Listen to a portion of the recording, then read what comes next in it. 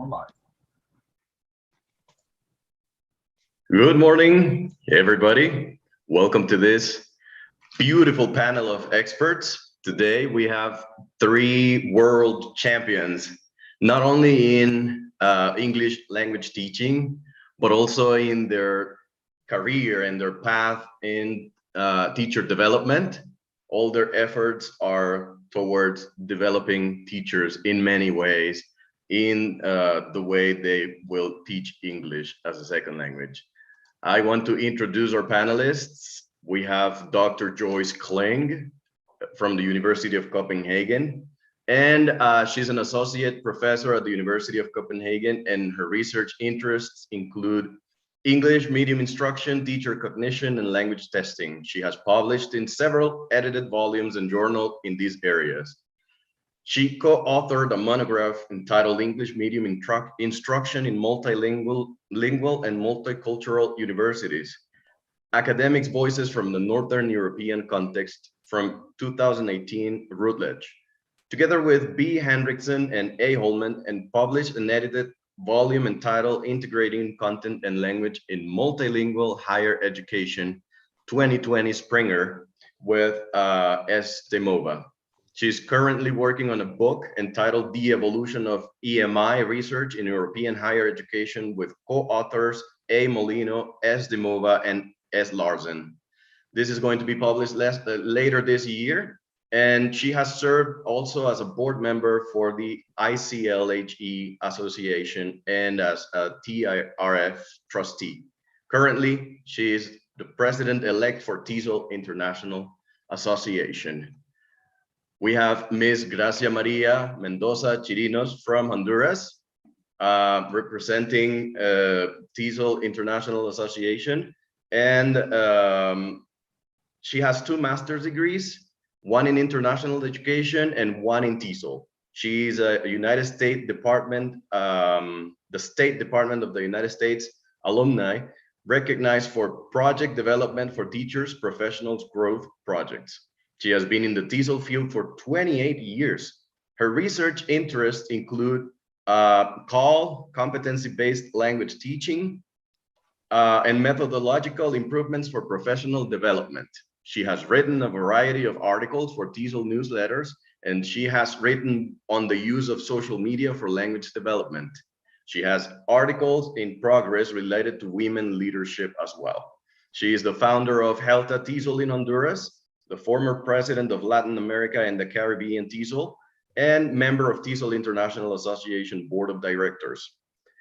She's currently serving as chair of the finance committee there. At present, currently, she is an education specialist for the US government at USAID Honduras. And we have our third panelist, Dr. Aleyda Linares from Honduras. She represents Fulbright Association, and she is a professor of English with 25 years of teaching experience at the UPN-FM, Honduras. In 1995, she graduated from St. Michael's College in Vermont, the USA, with a BA in TESL, Teaching English as a Second Language, as a part of the Campus Fulbright Scholarship Program. In 2003, she graduated from Ohio University in the United States, in Ohio, with a master's degree in education and a specialization in linguistics as a Fulbright LASPA recipient. In 2015, she obtained her PhD in applied linguistics as a recipient of Erasmus Mundus Scholarship Program from the University of Groningen, the Netherlands. Currently, Dr. Linares is also the technical assistant of the Vice Rectory of Research and Graduate Studies at the UPN-FM.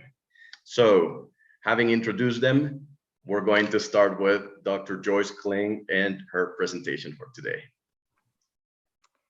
Wonderful. Thank you, Tomas. What a wonderful introduction. What a wonderful panel to be a part of. After we were talking a very quick week, it seems like we just started and here we are on Saturday. I'll just quickly share my slides with you all. I have about 10 minutes where I'll just talk to you a bit about the TESOL Association and how we've been supporting teachers under the pandemic. And Tomas, can you just give me a nod if you can see my slide? Yeah, great. Okay, so As I mentioned, I want to talk to you about TESOL, and as Tomas mentioned, I am having the honor of serving as president-elect of the association for this year, where I'll be inducted as president in March, which is my uncertainty, and we'll see what happens after that.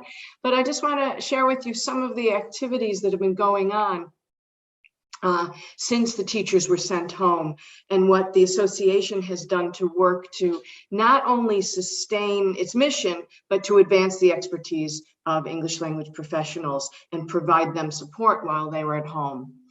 The original support started with, as you can see on the screen, an event called My TESOL Lounge Live. And for those of you who aren't familiar with it, TESOL has a platform called My TESOL Lounge, My TESOL, which is open for members and non-members.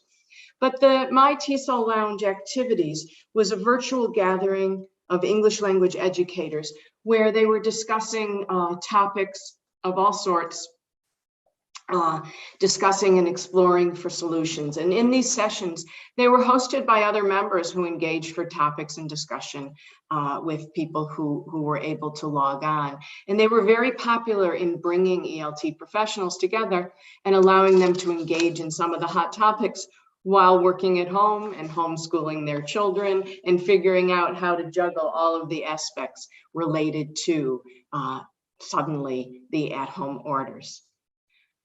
A couple other activities that TESOL started to work with was really to reach out to the members to try to provide resources for people who were very unsure and maybe insecure. And it started with offering a resource center for a depository for remote teaching resources and coronavirus information, just updates of what was going on around the world. And you can see here on the left, this is a screenshot from mytesol.org, this platform I talked about. And here we have information about the library that was put together, the COVID-19 resource group that was open to members and non-members. Regardless of whether or not you were a member or not, TESOL was trying to provide as much support and space as possible to share ideas and resources that would be useful to educators and their learners under the COVID-19 lockdown. And posts were then highlighted weekly on social media, such as Twitter and LinkedIn, Facebook. Over on the right, I'll share with you what was a little bit lighter and a little bit more engaging about a year later, when we didn't realize, after we realized we were going to be home for a lot longer than anticipated. TESOL started offering just a quick Take 5 activity, Take 5 minutes with TESOL. And in this campaign, TESOL invited members and non-members to take a 5-minute break with TESOL, just to be present and to focus on well-being. And focus and have for teachers think about just taking care of themselves. And so there were posts such as share a post about a recent book you read, call a friend, take 5 minutes, stop what you're doing, call and reach out to a friend, go eat a healthy snack, put on your favorite outfit and share a picture with the rest of us in social media. There was an online bingo game, these sorts of activities. And those went on for the months of February and March of this year in 2021. In addition to these extracurricular activities, the communities of practice within the TESOL Association, including interest sections and the multiple professional learning networks, they were putting on all sorts of activities online and posting them in YouTube. And you can see here, I've given you the link to the YouTube site, which is basically user.tesol.inc. And you can see that the interest sections and the professional learning networks kicked off all sorts of virtual events and networks and seminars, and they're still going on a regular basis. And if you're on Facebook, and you can sign up for subscribe to the links, and you'll see all of these people who are putting together all these activities even to date. Looking back at the past year or two, we can see that in addition to our regular town hall meetings and town hall meetings where we rolled out, for example, our work with diversity, equity, and inclusion, TESOL offered opportunities for members to connect, including a couple new events. Over on the left, you can see we held both in 2020 and 21 in June, what used to be a physical face-to-face event in Washington, DC. We were able to offer our annual summit advocacy summit, and this time the second virtual event. And here attendees shared information about issues and policies that impact their daily work in English language teaching, both in the United States and around the world. So in addition to interactive sessions, the US-based residents, US-based attendees received resources to help guide them to reach out to lawmakers and request congressional meetings. Then in July, TESOL offered an online event for new TESOL professionals. This was a brand new event in our first run, and we're hoping to do it again next year. It's called Elevate, and Elevate again for new career professionals with a menu of presentations and information to support early career professional development. Most recently, some of you may have participated just here in November.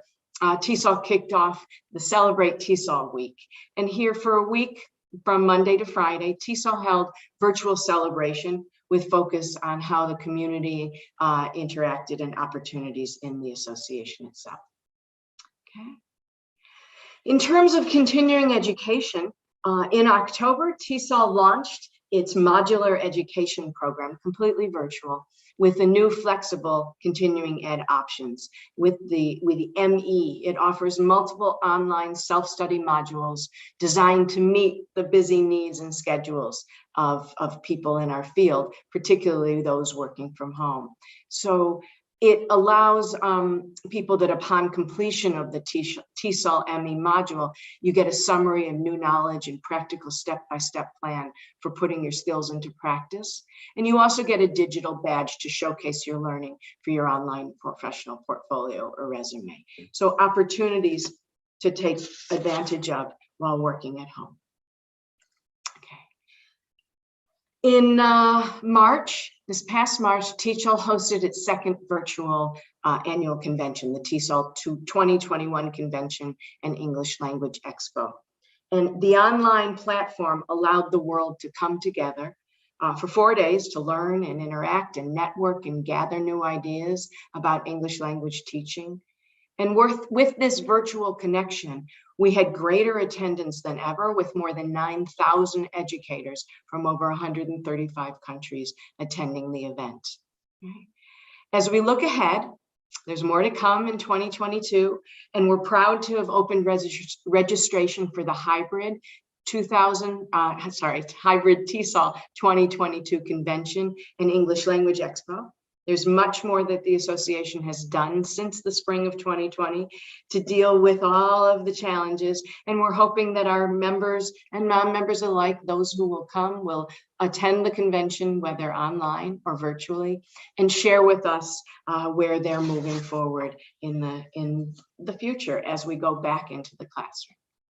Okay. Prior to what was really an unfortunate situation and has been, where we were all enforced in lockdown, the focus of TESOL's activities were described as very traditional and conventional for an association. Over the past couple decades, the TESOL members and our affiliate members, they've come to think of our international convention as a face-to-face event. But we realized very quickly that many affiliate members, especially those outside the United States, have been unable to really attend this convention. But now TESOL has given us the opportunity to work virtually in its online activities. And with this in mind, we've kind of coined a new idea. This was under our president, Gabriela Klikova. She has aptly named our new focus TESOL 365. So moving away from a capstone event that takes place only a few days a year, TESOL 365 in this view aims to provide opportunities and engagement for our members and non-members, those hopeful members, all year round. Thank you. I'll be happy to answer questions after the other presentations. Thank you, Dr. Kling. TESOL has been working a lot, even during this difficult situation. I can tell teachers have had access to many different activities. So, Master, if you show us Miss Gracia Maria's videotape, please.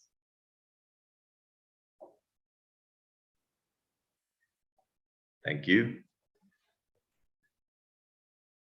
To the organizing team, special Saturday. Good morning, everyone, and thank you for being here on a Saturday morning. Special shout out to the organizing team. Special thanks to Sally for all her support in the process to get ready for this panel. And thanks to Gloria for the invitation to come here and share with everybody. First, I want to provide a bit of background of who we are in Latin America for those watching from other continents. Our cultures are different, even when the world usually sees us as the same, because the majority of the countries speak Spanish. They're not aware that we have a diversity of indigenous languages, varied official languages in the different countries, especially in the Caribbean and in South America. And we also have varied traditions and customs that make each of our countries unique. There's a great interest in all of our countries in Latin America and the Caribbean to learn English, and there's a huge push for people to become bilingual, English being the second language that usually people learn. The health crisis brought about a huge shift to education, as we all know, and Latin America and the Caribbean was no different. This was highlighted very accurately by Joyce's opening plenary yesterday, and the drastic changes made evident the inequities in access to resources that we have in the region, the strong need for professional development for teachers in the area of online teaching and learning. It brought additional uncertainties to an already stressful situation, and it made us realize that we were not ready, but also that we needed to pivot quickly and make the necessary changes.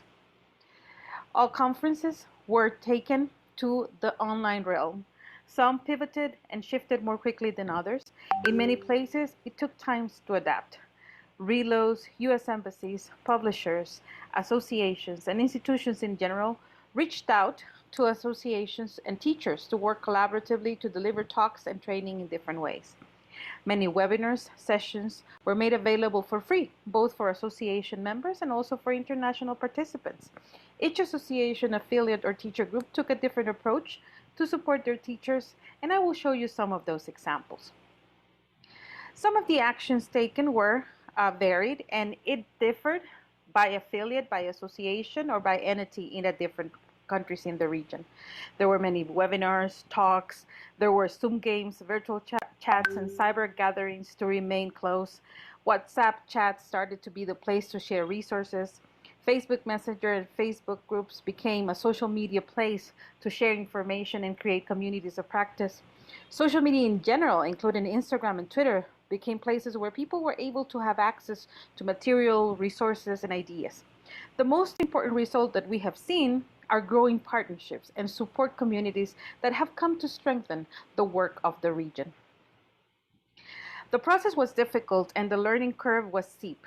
Teachers had to look in different places for a variety of tools to use in the classroom and allow them to assess the work that they were doing online, and they had to do this on their own. Above all, educators have been aware that they can't leave their students on their own and that they are an essential piece for the success during the normal school year, but also during a time of crisis like the one we have been a part of. In this process, English teacher associations had to step up and provide tools for teachers in their countries to be able to somehow cope with this reality, and also to be able to have an effective teaching learning process. We have to highlight, though, that educators are resilient and language educators even more. And I want to share with you today some of the great work that the countries have done, especially English teachers associations and other institutions that have developed certain activities and tools and things out there to help the teachers cope and face the challenges and support each other in the region. For example, Dominican Republic TESOL has held 2 online conferences and got very good attendance, both from Dominican Republic teachers, but also from international participants. Puerto Rico TESOL, they have held a variety of online seminars, webinars. They have done work through the regional chapters. They have brought together people. They have done work through their summer institutes. And it was a good thing that they opened their conferences and events for teachers for a fee, for a very small fee. held a TESOL in Honduras, did different things, and collaborated in many ways with other associations. But the focus was on its member and has been on its members and one-on-one support, because this was the result of the quick needs analysis that they conducted during the first trimester of the lockdown. Regional coordinators in the area provided social media support, coaching through Messenger, through WhatsApp. This included guidance, sharing resources, also sharing materials for learning, even in some cases, designing lesson plans with teachers so that they could apply this in the online context. Representatives delivered talks and materials to student teachers in public universities who are working in the current public system that had to go virtual. And this included student teachers from UNA and UPN. They also supported other associations in the region by exchanging best practices and supporting organization of webinars by getting them in touch with presenters from different countries. They shared events so that people could have access to a variety of events that were going on and that have been going on since 2020, and that people could apply these strategies in the classroom. They also followed up after the events to make sure that teachers were able to apply what they learned during the events. And they established partnerships with different stakeholders to support teachers. Panama TESOL provided a series of talks in collaboration with the U.S. Embassy in Panama. They provided webinars series for 2 months, and they also created awareness on how to be careful and how to protect each other from COVID. So that was a good social service from Panama TESOL. Venezuela TESOL, they created different webinars through their different social media platforms. They held an online conference, and they are holding a second online conference this year as well. TESOL, they provided also talks with different stakeholders. They brought in presenters from other countries. They created pop-up festivals, and they also helped teachers deal with the virtual assessment. TESOL in Paraguay also has held 2 online conferences, and they also had a series of pre-conference and post-conference events, and they also made sure that they included the affiliates and representatives from the region. TESOL worked in different projects for their members and make sure that they were engaged and that the students were engaged in learning, and also invited speakers from different places. And they created a project called Pen Pulse to make sure that they were connecting students from different areas. Peru developed different things. They have held their 2 online conferences. They had informal talks, organizing conversations that were spontaneous. They have had 64 to date, and the topics were diverse and usually run every Sunday at 9:30. And these are free because they are streamed through Facebook Live. Neta Peru Tech organized at the end of last year and is organizing this year also a 3-month series that referred to as an ELT conference, and it's bringing together presenters from different parts of the world to share their experiences and their expertise. Argentina TESOL also had their online conference. They also held different events, and they were good at sharing the different information from the different webinars all around. Asocopi held their online conference as well, and they brought representatives from all over the world, and they are preparing for their conference in the upcoming days. And in this one, they had the opportunity to invite past President Deborah Short. Also, universities and language institutes, they partnered and reached out to associations to hold talks and seminars. Examples of the sessions that you see here are those delivered by Honduras, Colombia, Peru, and Dominican Republic that came together and supported these initiatives. U.S. embassies and RELOs also partnered with associations, and these are examples of some of the work done with the Dominican Republic, Peru, and Honduras. Publishers delivered their own events, their own talks, and also partnered with associations, with language institutes, and binational centers. And these are some examples from Mexico, Costa Rica, Guatemala, Honduras, and Bolivia. Teacherpreneurs also offered their talks for free. Some for free, some related to mental health. And here are some examples of Jamaica and Peru, talking a little bit about mental health and what to do to promote mindfulness and mental health. The Latin American and Caribbean TESOL group is a group that represents the whole region in TESOL and has been actively working, delivering talks to share their expertise and also discussing 6 solutions for the challenges of the region. In addition, sharing best practices through monthly webinars on different topics. Here you can see some talks delivered by Panama, Ecuador, Paraguay, Bolivia, and Honduras, and participating in the Central American and Caribbean panel with the International Publishers House. TESOL International Association, and I'm not going to say a lot here because I'm sure Joyce provided a good level of detail, but I wanted to highlight that RELO sponsored 2 to 3 participants from each country from Latin America and the Caribbean, and this meant for teachers worldwide closing the gaps in terms of access to quality professional development and allowing teachers to maybe sometimes attend a conference for the first time, even if it was online, and have a TESOL membership for 2 years. So as you can see, there are many efforts and in many different ways that things have happened in the region, and the work that the Teachers Representatives Association have done in order to support teachers during this time. And it's important to highlight and showcase, and thank you for having this space to showcase all the efforts and all the work that the region has made in order to support teachers in Latin America and the Caribbean. Thank you for having me today. This is a sure display of the professional development that teachers should have access to. Thank you for having me. Thanks to Ms. Gracia Maria Mendoza for her presentation. TESOL is having a massive movement of resources and people to provide help to teachers, not only in the world view, right, but in our region, our particular region in Latin America. So now we have a very important analysis by Dr. Aleyda Linares of the challenges and opportunities and the overall role of universities in the teaching of English during these pandemic times, but also after them. So Dr. Linares. Thank you very much, Mr. Monge. Thank you to the organizing committee of the conference for inviting me to be part of this wonderful panel.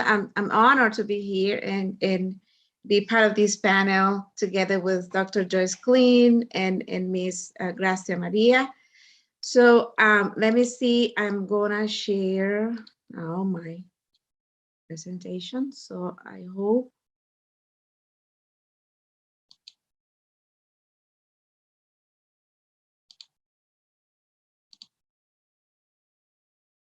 Okay, can you see my presentation?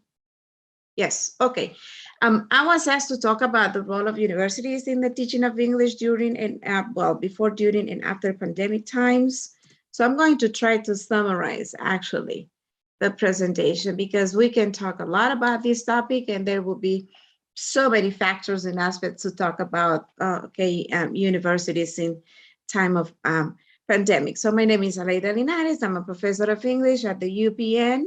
I hold PhD in applied linguistics and a master's degree in education. So welcome everybody to this panel. So I'm going to mention some aspects that were happening around universities before the pandemics. I would like to mention 3 of them. We can talk more about other ones, but I would like to mention that probably universities before the pandemics were seen as a tower for educational practice, right? So the universities were the sites for education, and we were used to go to the classrooms, right, to see each other for the educational practice to take place. And that lead us to the second aspect, which was that the emphasis before the pandemics, even though we had this recognition and abundance, right, of information about the use of TICs and virtual education, but there was an emphasis on classroom-based teaching methodologies more than virtual teaching per se. And we were used to see each other in the classroom. We were used to interacting, with the students in the classroom. We were used to apply methodologies that had more an emphasis, right, on the relationship with students and the activities that were happening around the classroom itself. there was a lot of a huge development of in the recognition of digital technologies in business and education, which is something that probably is shaping societies right now. And then all of a sudden we had this pandemic, okay, effect or phenomenon. But despite the fact of the pandemic, there was a lot of probably development and recognition about what it means to be a digital citizens around the world. Participating in through technology as part of the digital world was becoming something probably very familiar or part of society. And then learning about how to navigate safely around the digital world was becoming something very important. So we learn about, for example, the digital citizenship guide, how to do digital commerce, how to learn about digital downtime, how to learn about digital etiquettes, and how to become or learn about digital health, and so many ways that probably we're shaping the type of human being we are becoming right now. This leads us to something that I consider very important in terms of sustainable development goals, right, around the world. There was a development actually about recognizing the importance of learning about how to be a sustainable economy or sustainable world. So the United Nations developed these sustainable development goals that were aligned with the ICTE standard for educators. And these development goals, I think, that are so important right now, because after pandemics, how to become a resilient world, how to pay attention or to go back, for example, to the care of our planet, and how to be part of a sustainable society or sustainable economy will become something very important in our life and very important for education. So what does these sustainable development goals look for? They try to look for no poverty, they try to look for zero hunger, for good health and well-being around the world, for gender equality, for clean water and sanitation, for affordable and clean energy, for decent work and economic growth, for industry, innovation and infrastructure. They talk also about reducing inequalities, sustainable cities and communities, responsible consumption and production, climate action, life below water, life on land, people, peace, justice, and strong institutions, partnerships for the goals. But there is one goal that is so important for us as educators and for university education, which is quality education. And this is what we're going to be talking probably more in this presentation of mine. Why is quality education so important for us? Because, well, I think it's very clear. So as educators and as part of university education, something that we need to develop and something we need to be every time worried about, it's about how to be developers of quality education. How can we improve our curriculum and our teaching practices to make of the education something meaningful for our students? Okay, and then that leads us to the standards for educators. So the International Society for Technology Educators developed these standards for educators that participate in technological, in the integration of technology in education. So we have become aware of these standards, but I just want to clarify that these standards, since we already had them before the pandemics, now that with the pandemics, these standards are becoming more visible. They are not standards just for the sake of being standards. They're becoming part of our competencies to be developed. And they're going to be nowadays, in my opinion, mandatory competencies, okay? Because digital teachers probably are going to, teachers are not going to be substituted but digital teachers are going to substitute those teachers that are not going to learn or that are not going to become knowledgeable about technology. So that is something that we have to become aware of. So what those standards for educators talk about? Well, we have to be learners, right? We have to become leaders. I'm not going to explain each of them because of the sake of time. They're self-explanatory. So the importance of teachers to be learners, to be leaders, to be citizens in the world, that we share a planet with everybody. So we have to become every time more tolerant, more used to listen to each other instead of proposing. Okay, we need to learn how to listen to each other, how to propose solutions to the problems that we share, okay, as part of this planet. Collaborators. So educators in the pandemic times and after pandemic times have to learn about how to be collaborators, how to share our knowledge, how to learn with others and through others and for others, how to become designers of new technologies. I think it's going to be something that we're going to have to learn, how to design new strategies, right, for our students to become better learners. Facilitators. Every time we talk about, okay, the importance of learn how to be facilitators, but I don't think we have become aware of the word of facilitators.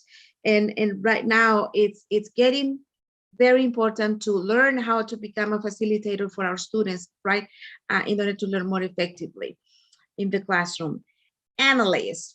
Every time I think we have to become more aware of analyzing databases, right, and learning how to integrate activities and methodologies that are more effective for our students. So that means that every time that we are faced with a teaching situation, we're going to have to analyze or do diagnostics about the activities or the context in which we're going to be teaching, so that we can develop, okay, the activities and technologies that best approach, okay, the students' learning styles or the needs of our students in a better way.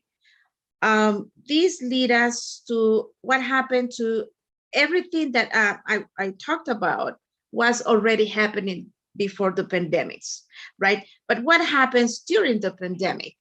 All of a sudden, our probably way of doing things around the classroom was changed, right? And there was a sudden shift from classroom-based teaching to remote learning. And then all of a sudden we were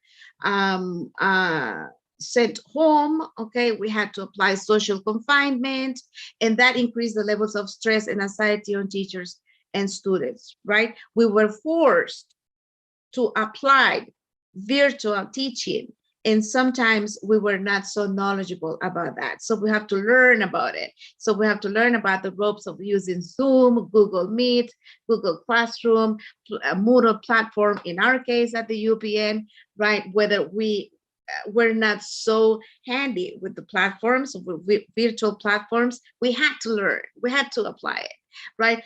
That probably made teachers to enter probably in a situation of stress and anxiety. But even though there were so much stress and anxiety during the pandemic times, we did it.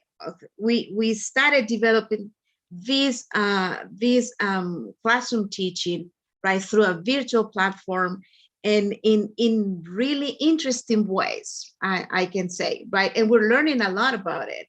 And this is going to stay with us. And the situation is that this is something that will stay with us, and we're going to have to cope with the demands, right, of this hybrid teaching or this hybrid education when we go back. So at the level of education, I want to become a little bit more sensitive about the inequalities in education that the pandemics brought with, okay, and the emergency situations that happened at the level of the health system. The economy of the countries also was affected in a great level. People were forced to work from home. And then another interesting thing is that home became school, right? no longer the universities were the site for schooling, but our homes. So now we're facing another situation that the establishment of the home office, right, became the new school. And now we're teaching from home, and this is our school. This is where we are developing, okay, all these educational practices, and then that also becomes a change in the paradigm, right? There was, at the level of universities, the three functions of the universities, teaching, outreach, and research activities, had to be reshaped, like completely. So education was changed, the social outreach of the universities, because of the lockdown, were reduced, right, to a great degree. Research activities were also affected. We were no longer able to do research, right, to participate, or probably to participate in research events, right, like the way we are learning to do it right now, like, okay. So a radical change in the organization of teachers and development of the curriculum in terms of integrating technology and developing online learning materials for classroom teaching took place, okay. And that leads us to some facts. I would like to point at, I would like to go back to sustainable goal number 4, which is quality education. And it has to do with the inclusive and equitable quality education and promote life learning opportunity for all. I think this sustainable goal will have to become something so important for us to remember now that we going back, okay, that there is a lot of possibility for going back again to the face-to-face classroom. We need to take this into account. Before the pandemics, over 2 million children were still out of school, and I think this is going to be something that is going to be increased during the COVID-19 implications. One of the implications is that 90% of all students were out of school, and that implies that there will be a reversing of progress in education, right? And then in remote learning remains, we have also to become aware that when we were locked down or when we went to home teaching, there were a great deal of students, about 5 million of students were out of reach for remote learning, okay, education. So this is something that we need to become aware. And only 65% of primary schools had basic hand washing facilities, which was something critical, okay, for COVID-19 prevention. So I think these facts are important to take into account, right, so that we develop actions, right, that can help reduce, right, those inequalities in education. What were the challenges? That brings us to the challenges and opportunities for the UPN after pandemics. What happened exactly at the UPN? There was a big change to from a face-to-face system of education. Probably it will change the way we teach or develop our teaching practicum when we come back. And probably the possibility is that we need to develop a mixed paradigm in education, or a mixed approach. That means that we're going to combine, okay, face-to-face teaching with virtual teaching. And we're going to have to develop those competencies, whether we want it or not. Research has become something very important at the UPN. And I think we're starting to realize how important is research as a tool to improve, okay, academic practices. And I think educational research is something that we need to develop more, we need to increase more, because the more educational research we develop, the better educators we're going to be. Something that is happening also at the UPN is the awareness of issues that have to do with values and socio-emotional awareness. These as important aspects in the process of teaching and learning.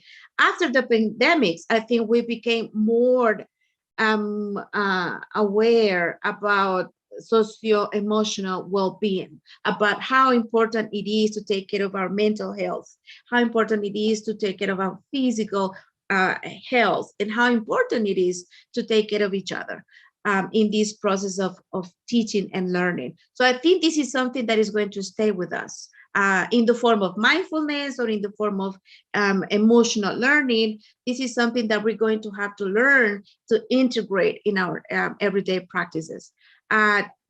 Training teachers in the application of new technologies is something that the UPN is going to have to incorporate into the curriculum as soon as possible. As soon as possible. It's something mandatory that we develop the digital competences throughout the teaching staff as something permanent, right? In order to improve the quality of education and in order to make the transition, right, more smoothly and more human oriented, in terms of development of students' learning. Institutional administration and management is going to be something very critical for the UPN, because even though we're going to start thinking about the transition, right, we have a situation also of shortcuts in budgets, right, and then the economic crisis is going to be something also that will affect education.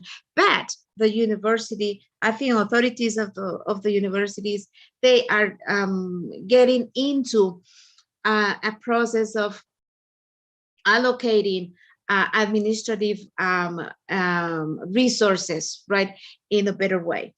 Okay, some final thoughts about my presentation is that through the transition to from the pandemic times, to normality, if we could call it normality, we have to think about the university in its three intrinsic functions: academics, research, and social outreach, as a way to develop human beings with integrative competences and abilities to cope with the demands of a globalized labor market. That means that we need to start thinking not only about pedagogical competences in our students, but we need to develop also social competences. We need to develop technological competences, so that they can cope with the demands of a labor market at a globalized way. It is important to research about new possibilities for integrating digital technologies applied to teaching, developing digital competences through the implementation of virtual platforms, which will add an additional value to the university teaching. Not only digital competences, but also socio-emotional issues of both teachers and students, whether they take the form of mindfulness or emotional intelligence, will become a fundamental aspect in the reconstruction and transformation of the curriculum after the pandemics. So a final thought: a person who never made a mistake never tried anything new. And that applies to universities as well, right? Thank you very much. Thank you, Dr. Linares, for such a great presentation. I would like to say that when you said teachers who are going to be replaced by teachers who learn about new technologies, something I read a few days ago came to my mind, that if you're a teacher and you think that one day teachers will be replaced either by technology or something else, then you deserve to be replaced. Because if you see, your organizations are made of teachers who are stepping up, to have the resources available for everybody, and to make teachers learn. So you are telling us that we come from teaching in the classroom, we knew how to do it, and suddenly we have to learn something new out of the blue. But now we're facing an imminent change that we have to relearn, something that we haven't experienced before, and we will have to do it. So I have a few questions for you, because I have such a privilege to be with you. I think all the teachers are, just jealous. I have a question regarding the UPN. You mentioned we're coming back soon, or whenever we come back. What would you say are your suggestions or insights, and this is for the three of you, for the comeback, what would the university have to be ready for, both with the teachers and the students? What would be the new administration or management paradigm? Yes, well, I think that's a very interesting question. I would say that the university will have to allocate a great deal of resources, right, for the coming back in terms of infrastructure. First of all, we will need to have probably the infrastructure to go back in order to take care of, in order to have the bio securities, okay, the necessary biosecurities we need to for a safe return to classes. And in terms of infrastructure, I think the authorities will need to look for the necessary resources, right, for us to go back and have everything ready, right, in terms of physical spaces, laboratories, in terms for people to have long distance, separation, right, and etc. But the most important thing I think that we need to have for a return safe is that teachers count on the necessary resources in a safe and a robust virtual platform, right? And technological resources for us to continue doing, okay, our work as a teachers. And also teachers, I think that teachers will need to count on a very good plan for teacher training, right? That takes into account digital competences for teachers in order to make teachers feel confident, okay, about the work we're going to be doing in the classroom. So having designed, for example, a strong professional development, let's say a program or a teacher training program on digital competences and integration of technology into the classroom teaching will become something very, very important for the university to develop, okay, for the month, for the time we return to the classes. Very good. Thank you very much. Ms. Gracia Maria, would you like to? So my thoughts on this are that it is important to have a comprehensive plan for a safe return. And like Dr. Aleyda was saying, it is necessary to understand the infrastructure part. That's like the basic part. But you also need to take into account what are the academics going to look like at all levels, right? From preschool all the way to higher education. What is that going to look like now? Are we going to have hybrid context? Will those hybrid contexts be available everywhere? We need to remember, especially in Honduras, that we have geographic areas where connectivity is impossible. How are you going to deal with those academics in those areas? So those are things that we need to take into account. And like Dr. Linares was saying in her presentation, the social emotional aspect. What are the things that we have in place within our schools, within our institutions, that can better support our students in this return? We need to remember, and especially in our country, that our students have been out of the school for more than 15 months. Our students have been out of school for 2 years. And yes, in some cases, some students have been going to school part-time, but mostly it has been for 2 or 3 hours. And it has not been a very robust academic process. And many of our students, and I can tell you that around 200,000 students, more or less, have been completely disengaged from the system. So what are we going to put into place to deal with the social emotional learning, with the mental health well-being, but how we're going to deal with also reinforcing those academics that they have missed during those 2 years out of school? Perfect. Thank you very much. Dr. Kling? I don't have a great deal to add to my esteemed colleagues' comments. However, I sit in a unique position in that I have been back in the classroom.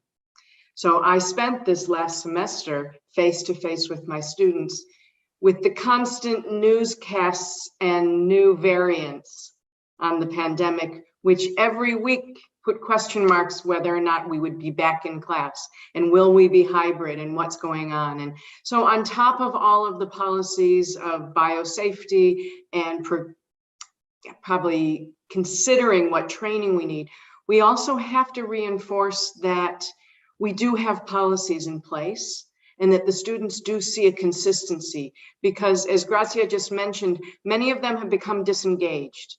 And so it became very important for me at the beginning of the semester to tell my students, graduate students and undergraduate, unless you hear otherwise, we're physically meeting. Because it's been too, I want to say too easy, not in a nice way. If you're going to school and living out of a one-room bedsit as a graduate student and nothing has gone on, it's very easy to wake up and think, I don't really want to go out today, my social well-being. But we need to push people to come back and realize that it is safe, and realize that it's not always the most opportune thing to sit behind a desk in this box. And so it's been so wonderful to meet face to face, and we see students who are eager to come and eager to learn. And we don't always want to have the option to say, well, we did it online, can't I just stay home today? And we really want to use this as a worst case scenario, not as a, well, we have the option to scenario. Where our fingers are crossed. I have 2 more weeks of the semester of teaching, and I'm just really hopeful that we're not going to get sent home in the next 2 weeks, because it has been such a gift to be able to. And I hope for all of you, you get to experience the same thing as soon as possible. Thank you very much. Yeah, you're talking from experience now, and that's good. It's a little hope for us in this part of the world. So it's beautiful. It has been a lovely panel. I will just mention consistency again. I love that word. We need to be constant, right? We need to show consistency. And remember Krashen's affective filter.